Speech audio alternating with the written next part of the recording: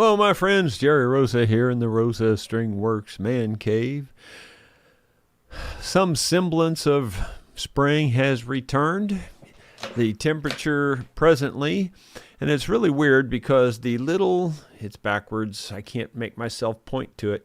That little indoor-outdoor thermometer right there is 5 degrees different than the one in the kitchen, that's never happened. They're usually about a degree off, maybe 2 degrees off is kind of common, but I've never seen it 5 degrees off. This one says 46. The one in the kitchen says 51. So believe what you want. But at least that's better than 32 with snow and ice. So I'm happy with that. We have our play-along schedule for this evening, and unfortunately, it may just be me by myself. There's a kind of a Hail Mary that I might be joined by somebody, but it's unlikely. Cash was going to be here and could still be here probably, except for the fact that his little brother has strep throat, and you know how that is with kids. So they didn't want to pass that on to us, Sue and I, and they decided they better cancel. And I said, well, that's a good thing because, I don't want to get it either. And I'm very susceptible to anything in the ear, nose, throat area. I catch it just by being anywhere near it. So I'm thankful on that. But anyway, there was another fellow that has an outside chance of being here. I doubt he'll be here. I didn't bother checking with anybody in the band. Probably could call one of them even still and possibly still get somebody here. You just don't know. There's a Hail Mary that it might happen that there'll be two of us, but right now I would just say count on it just being me. For next week, it looks like Cash is tentatively agreed to come back next week. So we'll see how it goes. Scheduling things, it's just a pain in the neck. It always has been, especially when you got to schedule several people, that's always a pain. I don't have a whole lot to share with you today, but I did go out and start working on the purple martin houses and things. I got a little video on that to kind of bring you up to speed on where we're at there. And then I'll tell you some more about that after you see the video. Here you go. Well, I'm out here working on the purple martin houses. Those houses there are pretty much good to go. They got to be cleaned. I got to clean the inside, and I'm going to even try to clean a little bit of the outside too to make them look a little better. These are new ones. These are set tighter together than those are. Economy of space, for one thing. The pole's smaller, so it would be better to have these in tighter anyway. That pole's much stouter, so that one's okay. That one gives me room to add on some more gourds later on if I want to. This one here probably couldn't add too much more to this. But anyway, I've got 5 more gourds to put on, these 5 here. Last year, this is the way these old gourds came. And they had a small entrance here with a round hole or a half moon hole. Well, the starlings like both of those holes. The starlings don't like these holes. For whatever reason, they don't go in these holes for the most part. Anyway, I added onto these old gourds last year, I added this tunnel on, which keeps the hawks from getting into the babies. And the only one that survived with its entrance, see, I laser cut these entrances with plywood, but all the entrances rotted away over the winter, basically. They pretty much lasted through the season, for the martins, but after that, the entrances just fell apart. So what I'm planning to do is, do a better job on these, refurbish these, and make better entrances, maybe out of plastic or something that won't degrade, and do a better job of hooking them all together, So anyway, right now these are the new ones. I'm going to finish putting those up. I'll show you what that looks like here in just a minute. So another note is that there were 2 sparrows living in these old houses already, even down this low. Some people might wonder why I don't want sparrows and I don't want starlings. Well, They're both invasive species in this country. Neither one of them belong here, number one. They're kind of like carp in the river. You know how those Asian carp have taken over a lot of the rivers, and they jump out whenever you ride a boat through there and they fly in your face. Well, it's kind of like that with sparrows and starlings. They've taken over every nook and cranny, every house, birdhouse that there is. If it's available, they will move into it. So there's probably, and I think this is probably a low estimate, there's probably 100 sparrows for every purple martin. So you really have to take care of the purple martins and try to discourage the sparrows. I don't necessarily try to kill the sparrows unless they are trying to get into these houses consistently and I can't keep them out. And if they are, well, then I will shoot them. And if that offends you, I'm sorry, but that's just the way it is. It's just like the invasive species of the carp, in my opinion, no different at all. It's a thing that should not be there. It takes over the whole ecosystem and just messes with it. For the record, I'm still not finished with these. Obviously, I've got them down low. I definitely want to clean those. And in every single house, I want to put at least a large handful of pine needles. That helps the martins get nesting much faster. They like the pine needles. And I will also put diatomaceous earth in each one. The diatomaceous earth is a deterrent to mites and things like that. And it's completely harmless because if you don't know, they use diatomaceous earth to filter like maple syrup. So, I mean, it's a harmless substance, but it does deter mites for whatever reason. So there you go. That's it. Yeah, that took a few minutes this morning to put those all up. Those old houses, I have quite a few of the old ones. They don't have that tunnel on the front of them, and that tunnel is how the hawks and owls killed all my martins, about a decade ago, and it took me about a decade to get them back. Once the owls and the hawks found out that they had easy pickings there, they were on those houses all the time and killed all the babies. So those tunnels, that long neck there, the martins, have adapted to that. I would say, your serious martin keepers are using that kind of house now with a gourd in the tunnel so that the hawks and owls can't get to them. And those entrances do deter, for sure, the starlings, and they a little bit deter the sparrows, but there's not much that'll deter a sparrow. Sparrows are just, they're terrible. They're just so terrible. And I in that video, I estimated that there's probably 100 sparrows to every martin. That's, I'm sure, a very low estimate. It's probably closer, honestly, to 1,000 sparrows per every martin.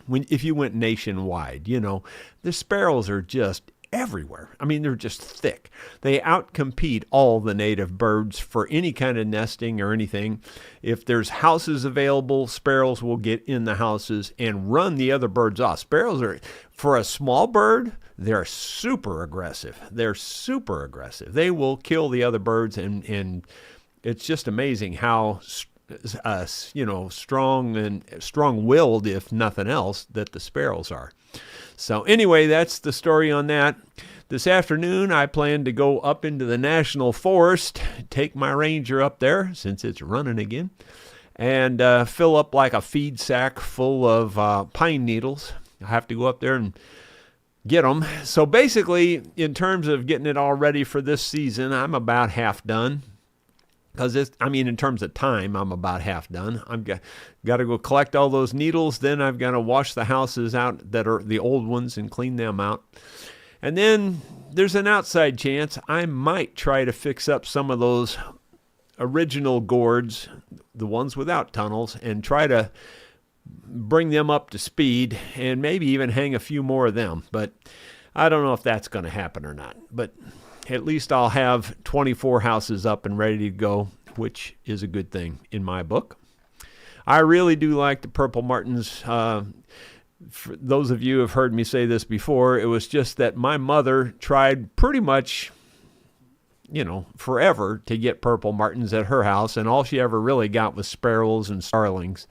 Because, she was putting up the old-fashioned square houses, like apartment buildings, and they will use those, don't get me wrong, but those are just an open invitation for sparrows and starlings. Those kind of birds love those regular houses, those house nesting boxes.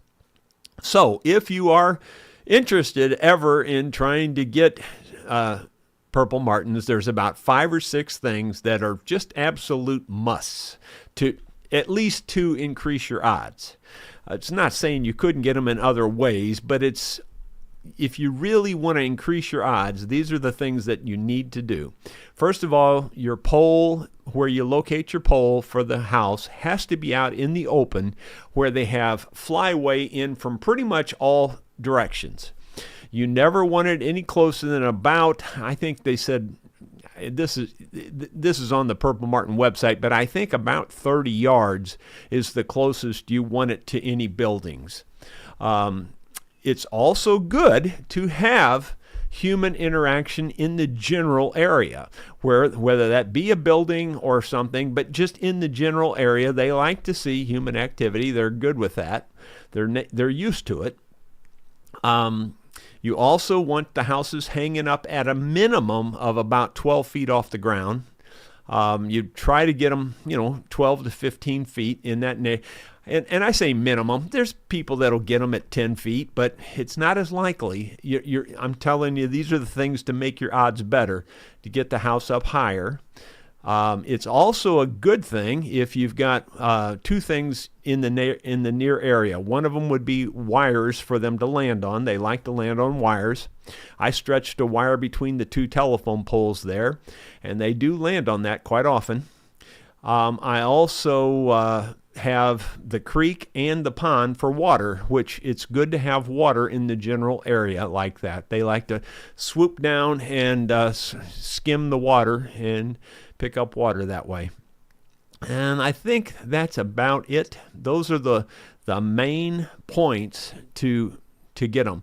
And then the finer details are the houses themselves, which you saw that in the video, and those are really the best recommended houses to get. Now, those are expensive. It was $288 for a dozen of them. It's not crazy expensive. Those are really well-made houses, by the way. That plastic is much thicker than your average blow-molded plastic thing you would get. Most anything blow-molded plastic like that is really thin. These are pretty stout. You can tell they're heavy. They weigh something. So anyway, there you go. Moving on to the comments here. We got Bill Webb says, good afternoon, Jerry and friends. Tom Armstrong says, metal detecting fever now that it's warmed up. Boy, I have it too. I went out for about an hour. I think it was Saturday evening, or maybe it was Sunday evening over the weekend. And I found quite a few things, mostly modern bullets and just iron pieces. Didn't find anything that was worthy of showing to you, so I didn't show it. But I only took about an hour to go out. It was killing me. I wanted to get out there and try it. I really do want to find some more Civil War stuff. I'm just hoping I'm going to find something significant in the Civil War end of things. And of course, I've always said I want to find, old coins, and it would just thrill me to death to find a gold coin here. I doubt that'll happen. In fact, I would say most of the people that lived here during those early 1800s time probably never had a gold coin in their life, probably, because I have a feeling they were pretty poor people based on the things I've seen and found. Bill Rosa says, good afternoon. Let's see. Dottie Hillebrand praying for everybody. Thank you, Dottie. Appreciate it very much.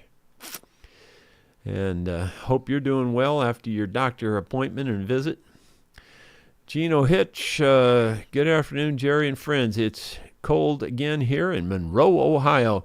By the way, is Monroe, Ohio, is that close to where Roman Atwood has his laundromat?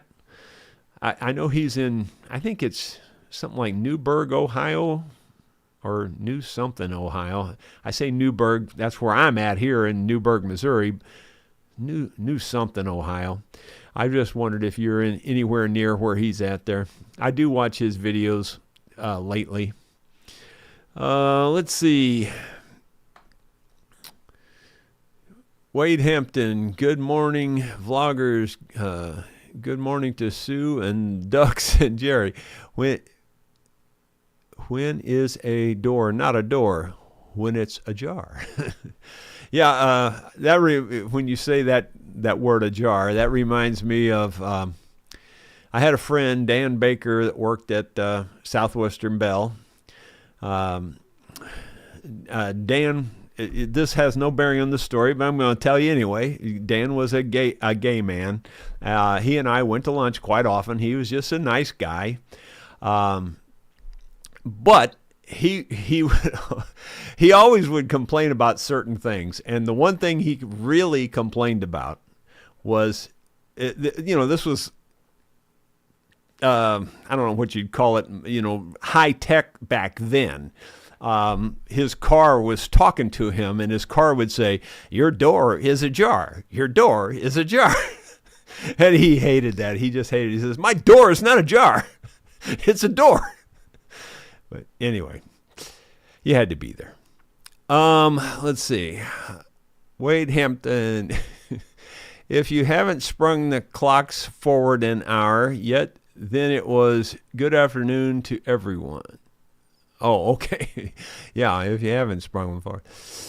I'm in Arizona, and we do not observe daylight savings time. I have a hard time keeping up with it.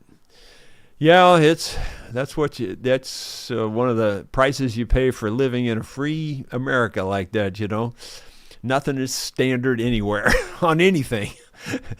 Fasteners, time, anything. There's nothing is black and white 100% all the way every time. There's always a variation. That's one of our freedoms. So, which turns out to be not so fun sometimes. Kim Williford, hello everyone. How is everyone doing? Hopefully better than yesterday. Well, the temperature here is definitely better. The sky is dark though. It's not. I wish it'd get sunny. It just would make me feel a whole lot better when I'm out there. Bill Webb, we have 61 degrees here in Commerce, Texas. Sunny in Commerce, Texas. Well, that's good for you. And it scrolled on me, so I'm looking. Where did it go? My gosh. Couldn't have gone that far. Okay, I found it. Okay, now here, I read these during while the video was playing. Don Nice says, Jerry, how about that? That great red shirt is awesome. And then right down below it, Ronald Todd says, beautiful blue shirt you're wearing. Now, boys, I got a news for you. I think you're both colorblind. This shirt's green. So there you go. Well, might be green. Could be. Or it could be gray. I kind of think it's gray, actually, honestly. I can generally tell colors if there's enough light on them. I have to have a lot of light on them, though. And even then, as far as the actual shade of the colors, apparently I don't see it like everybody else sees it. So you boys are colorblind. That's all I got to say about that. Moving on down. Kim Williford, prayers for Cash's brother. Yes. Yeah, Cash's little brother. Cash is a pistol all by himself. His little brother, I think, is even more high-strung. Let's see. Scott Roberts. What's wrong with you? That sure is yellow. You guys are sick, man. You guys really need help. I'm telling you, it's green. It's green. It's got to be green. Hugh O'Connor, sorry, but your description of sparrows and starlings sounds very much like the settlers of the U.S. Well, that could be. I guess you could say that. It's not that much different. But I'm a person who likes to see the natural things prosper. And for instance, I just watched a long documentary on the Asian carp thing in the rivers. And they're really, really, really worried that they're going to make it into the Great Lakes. They outcompete all the native species completely.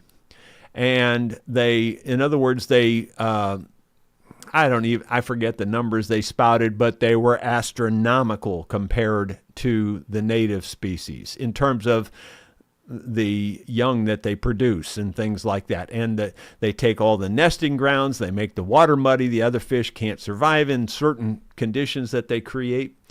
It's very much like that with these sparrows and things. But Hugh, you have a good point. It is a lot like that. It is a lot like, how the white man came in and took over. Not very much different. David Tharp, howdy y'all. I'm late today. Been out committing aviation. Well, that's cool. Zyla Foxland has a video that I was just starting to watch before we went live, and it looks like she might have had a problem. Apparently, I don't know anything about this, so I'm just talking out of both sides of my mouth here. I have no idea. But apparently there's a thing with pilots that if you've had to have therapy or something like that, mental therapy, that, you'll be, banned or whatever for 6 months to potentially forever, And apparently Zyla, she was a former Miss America or something, and she's a content creator on YouTube. And she's a pilot, and apparently, I think her video is leading up to that she's apparently had some mental issues, and therefore she's no longer going to be flying, it looks like. Or at least that's kind of the topic of the video. So anyway, Simon Jardine, the new guitar has arrived from China with a bone-dry rosewood fretboard. I was all set up with my linseed oil. Then you mentioned 3-in-1 on one of your previous posts. Which is it? Well, I would use the linseed oil. I think that's your best option. But if you had nothing else, 3-in-1 oil would just be fine. It would not hurt it. I know people think, you got to be kidding me. No, it won't hurt it.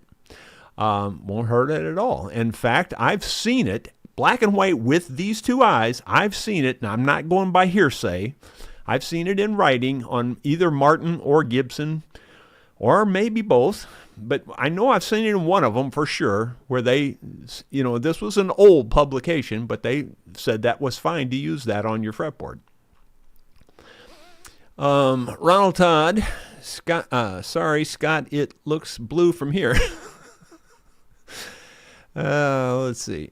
Anyway, Bruce Ducker, Tiger 44A says, David Tharp, fun fact, there are more planes in the ocean than there are submarines in the sky. I never thought of it like that, but that's a black and white true statement right there. Let's see. There's something, there's a lot of statements you can't ever say are black and white 100%, but that one there is black and white 100%. Ronald Todd, Jerry, are the pine needles green or dried? They're going to be dried. I'm going to get them off the ground. And that's what I've done for the last several years. If you're really a quote unquote, I don't know, very efficient Martin landlord, then after the young are hatched, about, a week or two after they're hatched, you're supposed to change all the bedding. And, you actually take the baby Martins out and you change the bedding and put in fresh, pine needles and put the babies back. I don't do that. I let nature take its course in that regard. But I did do that one year. I did do it, and it's not terrible, and it works, and the martins don't leave. The old wives' tale is that once you touch a baby, the mother bird won't have anything to do with it, and that's not true at all for any bird species, as far as I know. But anyway, that's what you're supposed to do. According to the people that know in martin, in the purple martin industry or whatever. But for me, I figure at that point nature can take over, and they can handle it. I feel like I'm doing quite a bit by just putting pine needles in there. Because most birds will build their own nest anyway, and martins will too. And in fact, martins will still bring in green leaves and lay the green leaves on top of the pine needles. They don't bring in very many, though. You'd be surprised. They only bring in a few, but they do. They'll bring in some and lay them on top.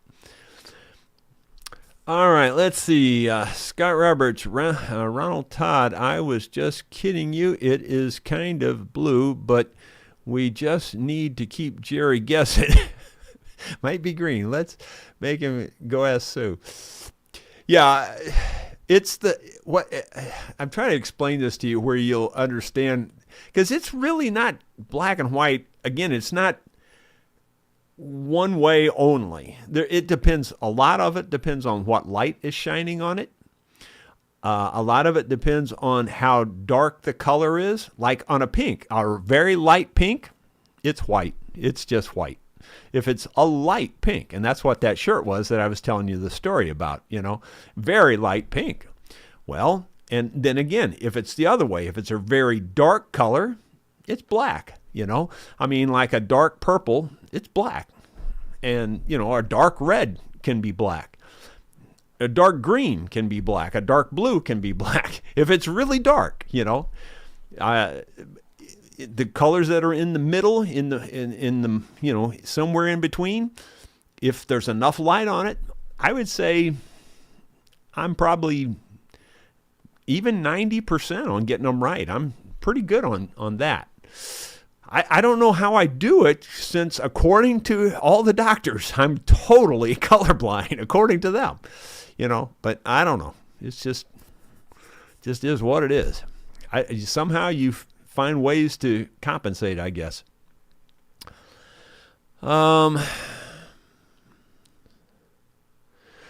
Let's see here.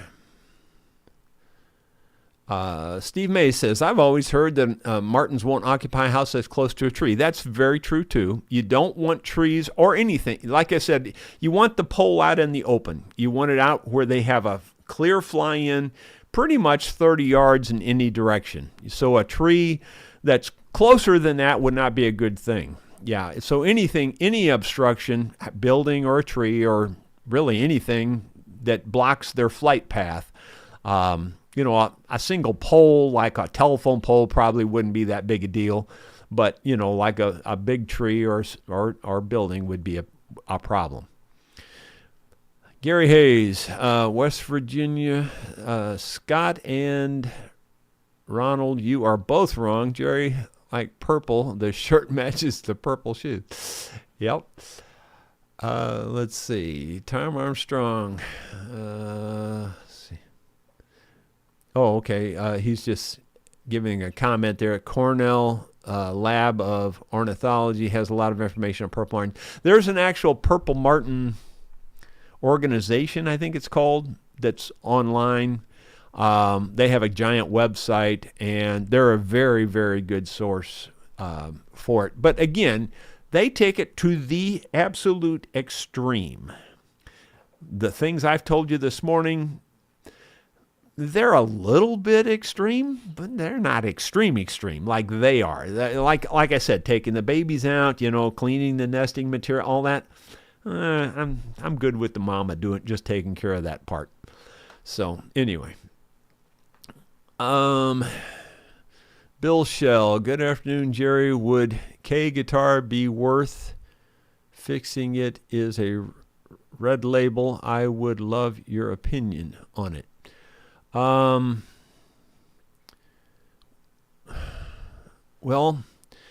I don't think I have enough information to go on, honestly.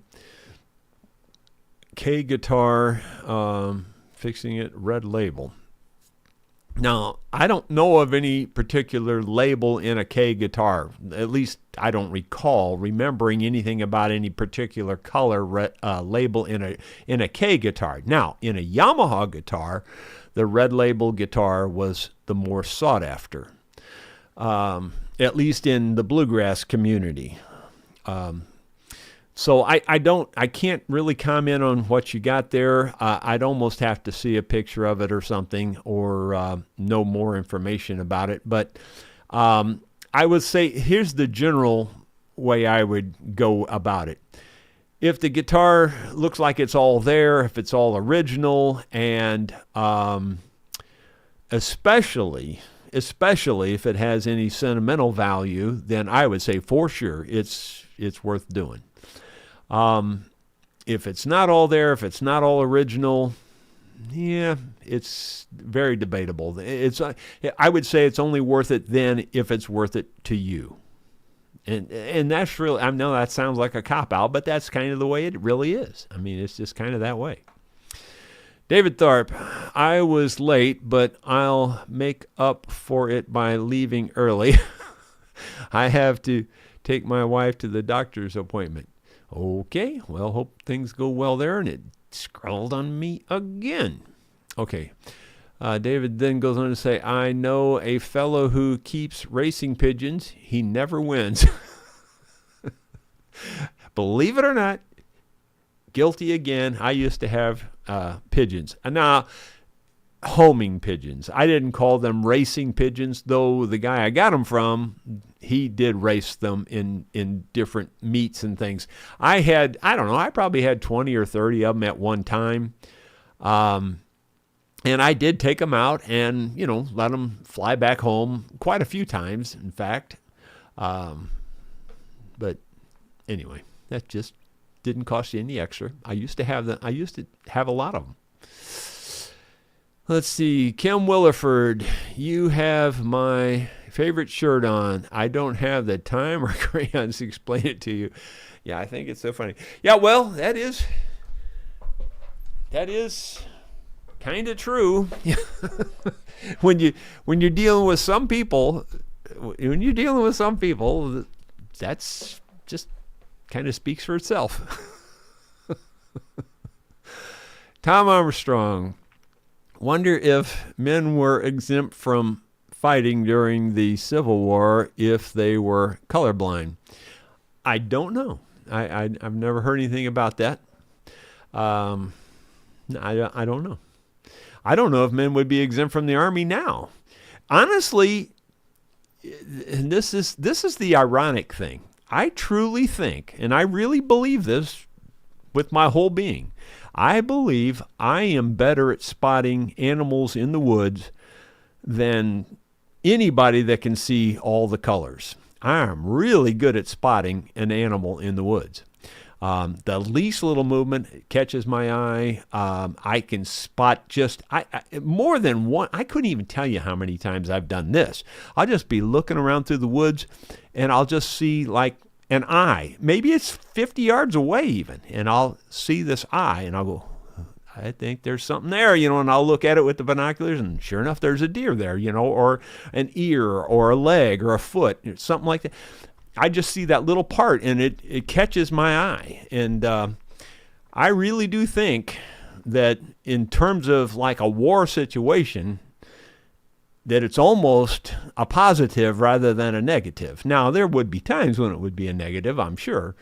But for the most part, I would say it's at least equal to and possibly superior to having color vision in that regard. Simon Jardine, my new guitar has come with compensated B string at the bridge.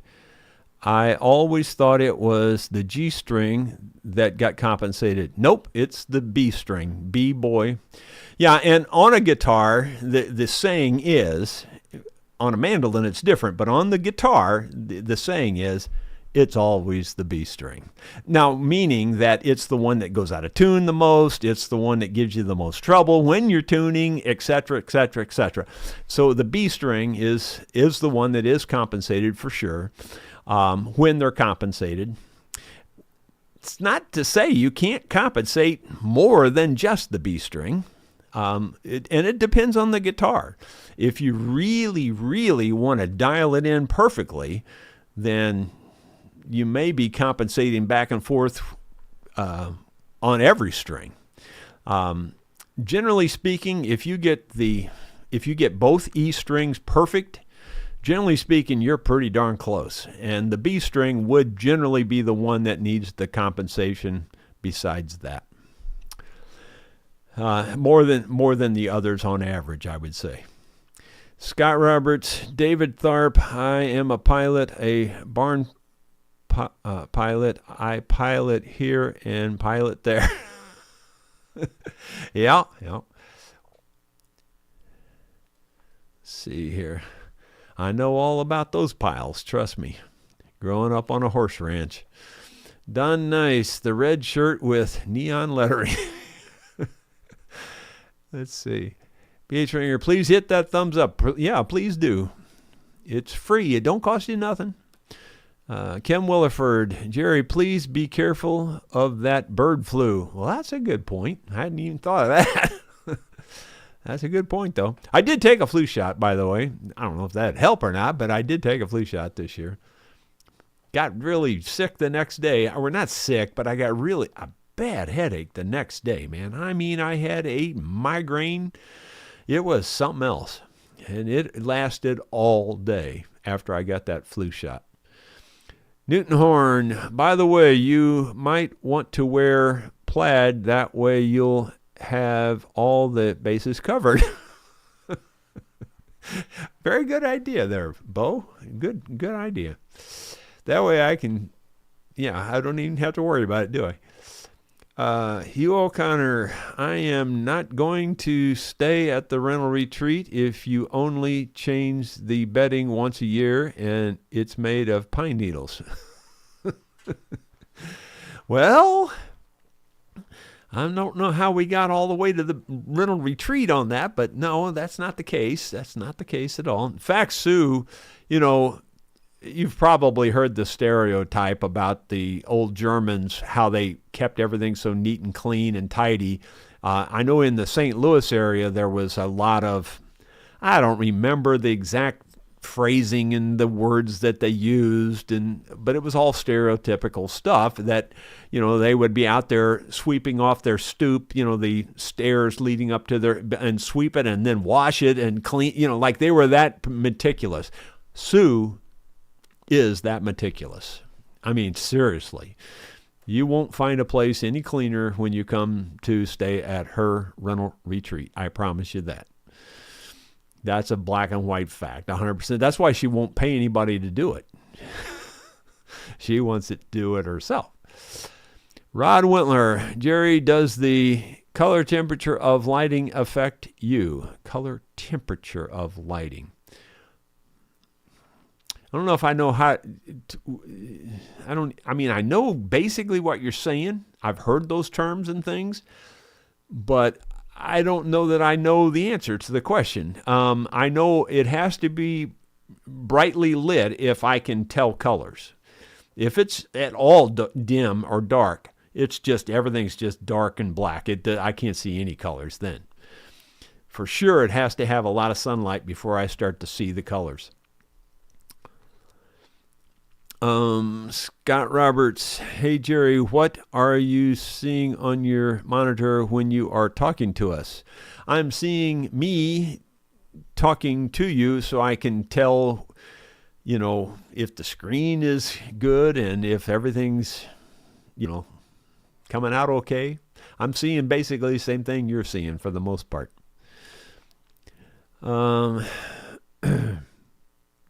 Simon Jardine, should an instrument be strung to, whoops, it moved on me, sorry. Okay. Should an instrument be strung to full or some maybe half tension or none for truss rod adjustment. I'm very strong opinioned on this. You should take the tension off of your neck before you adjust your truss rod. Now, let me back that up, and there is a caveat. If you're loosening your truss rod to make your adjustment, it's not a problem. If you're tightening your truss rod to make the appropriate adjustment, you definitely want to loosen your strings before you do that. There's all kinds of valid reasons for that. First of all, a truss rod is not a miracle piece of technology. Generally speaking, it's an underbowed rod, and when you're tightening it up, it just straightens it out. That's all it does. It just lifts the middle of the neck. That's all it does. So if you've got all that tension on those strings and you're trying to lift that up, it ain't a pretty thing. You want to take the tension off, do your lifting, and you're fine. Now, if you're loosening it, it's not going to matter. So there you go. Bill Mumbo, I used 3-in-1 oil for many years till got lemon oil in the 90s. Well, I don't typically use lemon oil, but I would assume it would be fine. I don't really know that much about the lemon oil, but I have heard a lot of people, say that it's great. Kim Williford, I actually told somebody that it made the person think about it. Okay, now I can't remember what we were talking about. Oh, with the bird flu. Okay. Yeah, well, I definitely thinking about it now. Of course, we got chickens and ducks down there too. I don't want them to get the bird flu either. Gino Hitch. Jerry, Monroe is at the exit 29 on Interstate 75, 20 miles south of Dayton. Oh, okay. So you're not too far from my daughter and grandkids out there. Gary Hayes, Jerry, you be an ace sniper. Not to brag, but I'm a really good shot. That part there, I don't think there's any, again, it sounds like I'm bragging. I'm just telling you the facts. You can believe what you want. I don't care. But like when people come here to hunt, like I'm talking other hunters, and we'll go out to sight them in, well, I'll sight mine in, and I'm hitting groups like this at 100 yards or 150 yards. I'm pretty much putting them in the same hole for the most part. So typically, most everybody out there typically has me sight their gun in. If we're talking a scope. One of the facts that I'm most proud of in the hunting thing is that I have never, not one single time ever, with a rifle, gut shot a deer. I have never, not one time ever, missed the lungs and the heart on a deer. And I have probably killed more deer than almost anybody you know. So I'm very proud of that because I want to see it. I just want to see them hit the ground. It's over with. It's done. I don't like to see anything suffer. Even though I'm a hunter, I believe completely, 100% in the conservation and to do it right. I don't cheat. I don't poach. I don't do any of that stuff. Yeah, I think I could have, if I had been in the service, I'm pretty sure I'd be their top of the line sniper kind of guy. Pretty sure of that. And it all came from the archery, you understand. If you could just imagine, I'm talking hundreds of hours of practice in archery, hundreds and hundreds. And you're standing there at full draw with you're pulling 40 pounds, or at least I was. Now, not every archer did that. A lot of them were pulling 35, something in that neighborhood. I was pulling 42 pounds. And I'm holding it like this, and you're at 100 yards to the bullseye. And the bullseye's like this big. I know a lot of people standing there with a rifle couldn't hit that. You know what I'm saying? And for the most part, if you're not in that roughly in that bullseye, or, let's say twice that big. If you're not keeping all your arrows in a spot twice that big, you're not in the competition. So that's where it comes from. When you get that steady with a bow and arrow at 100 yards, it's not too hard to be that steady with a gun. I mean, it's just practice. That's all it is. So call it a brag, call it whatever you want. It's just one of those facts to me. It's not a brag, really. David Tharp, a man went to the doctor. The doctor said, "Looks like you're pregnant." The man said, "That's impossible." The doctor said, "You're right, of course. You just look like you are." Yeah.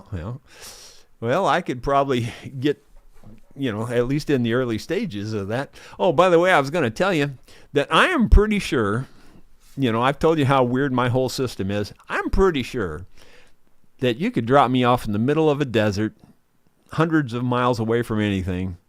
I'm pretty sure I could make it for at least 3 or 4 months before I would succumb. And the reason is, I haven't been eating anything for the last 10, 12 days, and I haven't lost a pound. I'm pretty sure I don't need to eat anymore. I don't think it's even necessary. I'm down to just 2 small eggs. I wouldn't even call them large eggs. These are just like medium-sized eggs. They're not even the grade A big ones. Just 2 small eggs, 2 small pieces of sausage, not the big ones. I'm talking these small little round sausage. That's it. That's all I eat in the morning. Then I eat that little tiny jar of nuts at lunch. And then I eat a half a bag of microwave popcorn in the evening. That's it. That's all I'm eating. And I'm not losing any weight at all, even with all the work I do. It's nuts. I'm pretty sure you could just drop me off in the middle of the desert and I'd be fine for several months. It's just nuts. It's absolutely nuts. Let's see. Kim Williford, no, I was talking about the saying on your shirt. The person looked like like a deer in the headlights. Okay, I got you. All right, sorry. Yeah, the context changes so fast on this stuff, I can't keep it straight. Sorry. Hugh O'Connor didn't mean malign the rental retreat. Should have just said accommodation. No, it's okay, Hugh. It just made me think of the fact that since you brought that up, that Sue is super particular about keeping those places clean. Trust me, when you go there, you won't find a hotel or any place any cleaner. It's perfect, man. Lennon maybe you could get David Tharp for your play along. He sounds good on his YouTube channel. Yeah, we might have to have David come back up and do that again. Yeah, that would be fine. He's stayed here a couple of different times, and he was actually on the vlogs a while back. So if he's ever up in the area again and he wants to do that, we can do that. In fact, anybody that really wants to, I'm not opposed to it as long as you can play. If you can play, I don't have a problem with it. So anyway, guys, I think that's going to be it. I think I'm going to go pine needle collecting. You'd be surprised how hard that is to do, too. You go out in the middle of a pine forest, you'd think you'd just be scraping those things up. And they are to some degree, but there's so many weeds and things growing in between it and stuff. It's not as easy to pick up as you would think. You'd think you'd just scrape it up by the bag full, but unfortunately, it's not quite that simple. I will see you tomorrow I'll see you this evening at about 7 o'clock, and it may just be me, or you never know, there could be a surprise guest. You just don't know. We'll see you then.